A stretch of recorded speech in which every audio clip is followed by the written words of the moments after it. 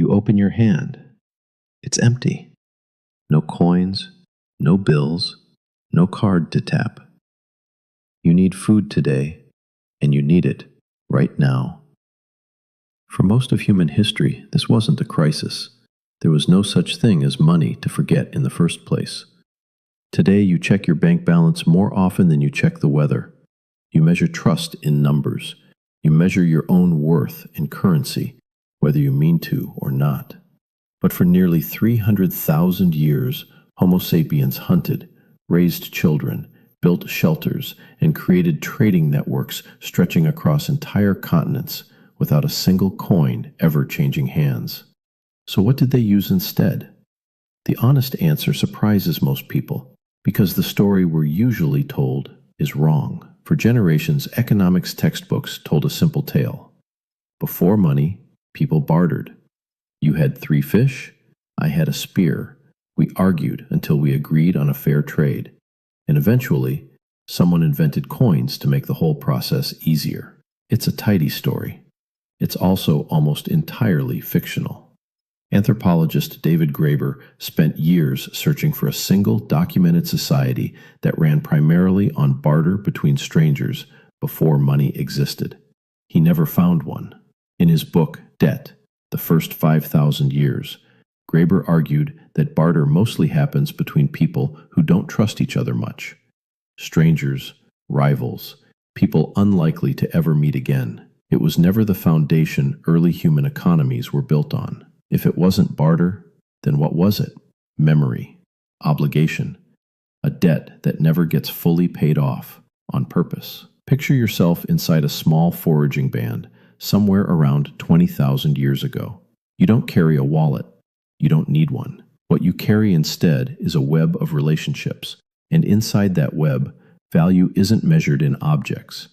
It's measured in trust that's been tested for years, sometimes for generations before you were even born. Say your hunt goes well one day. Far more meat than your own family could ever eat before it spoils in the heat. What do you do with the surplus? You don't sell it. You give it away. Not randomly, strategically. You share with the families most likely to share back with you later, because eventually your luck will run out. A hunt will fail. A storm will hit.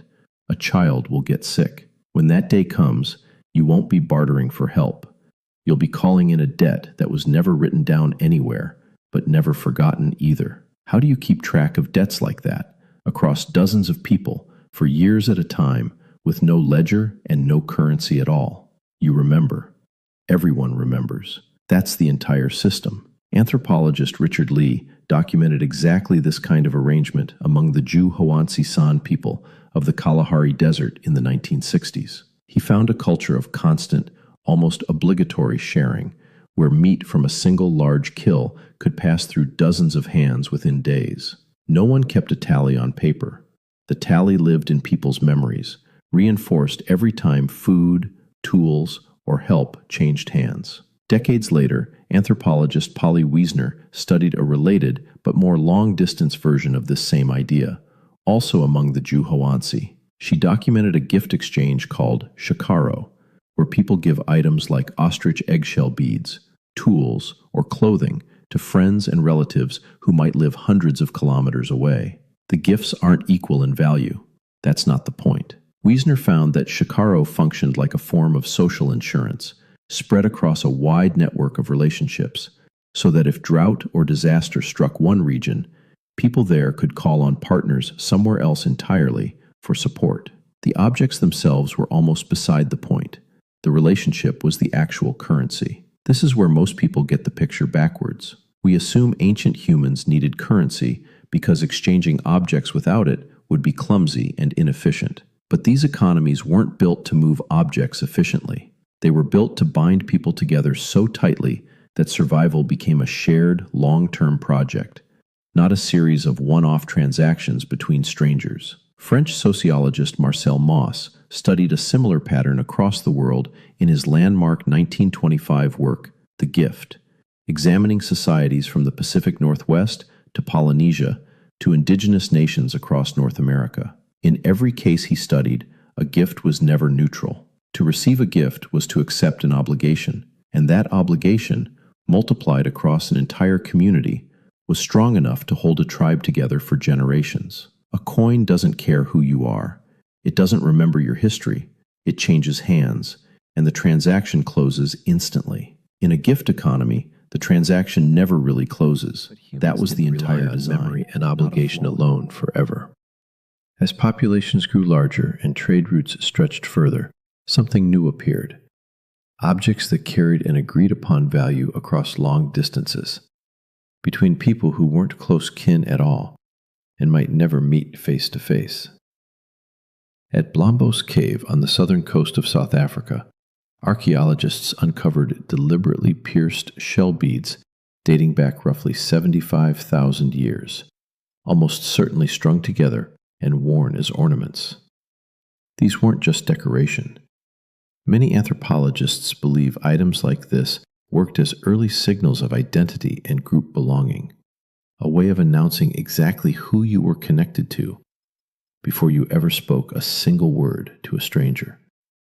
Further north, tens of thousands of years later, the ancient settlement of Çatalhöyük in what is now Turkey reveals something else entirely. Obsidian, a volcanic glass prized for its razor-sharp edge, traveled hundreds of kilometers from a single known source to be shaped into tools and blades across the wider region. No one minted a coin to make that trade happen. Instead, chains of relationships built over generations carried that obsidian from hand to hand to hand, far beyond where any single trader could ever have walked alone. So picture the whole system running at once, a web of debts that never fully close, beads that announce who you belong to, stone that travels farther than any one person ever could, carried not by profit, but by trust, passed down a long chain of people who had never met each other. Here's the part almost nobody expects. This system wasn't some primitive stepping stone on the way to real economies, just waiting to be replaced the moment something more convenient came along. In several important ways, it was more resilient than what eventually replaced it. When formal currency did finally emerge, first as grain and livestock carefully recorded in temple ledgers in ancient Mesopotamia, long before a single coin was ever struck, it didn't appear because barter had become too inconvenient for everyday people. It appeared because growing cities and early states needed a way to track debts and taxes at a scale where personal memory and community trust simply couldn't keep up anymore. Money wasn't invented to make trade easier between friends or neighbors. It was invented to make accounting possible between strangers, and eventually between citizens and an expanding state that needed to count exactly what it was owed. In other words, money didn't replace a broken system. It replaced a system that had worked for tens of thousands of years, almost too well to scale. And here's where it gets personal, because you're still living inside both systems right now, whether you've noticed it or not. You have a bank account, a salary, a price tag on nearly everything you own, from your morning coffee to the device you're watching this on right now. That's the formal economy your ancestors eventually built their way into, layer by layer, over thousands of years. But underneath all of that, you still run a smaller version of Sharo every single week. You just don't call it that. Think about the last time a friend covered your bill at dinner, and neither of you reached for a calculator to split it down to the cent. Think about the favor you did for a coworker last month, the kind that never got written down anywhere, but that both of you still quietly remember without ever saying it out loud. Think about the neighbor who lent you a tool, or the family member you'd help without a second thought, simply because of years of help flowing back and forth long before you were even old enough to understand what was actually happening between the adults around you. None of that runs on coins. It runs on the same currency your ancestors used for hundreds of thousands of years before a single coin ever existed. Memory, trust, and a debt that was never really meant to be paid off in full. Even the small things give it away.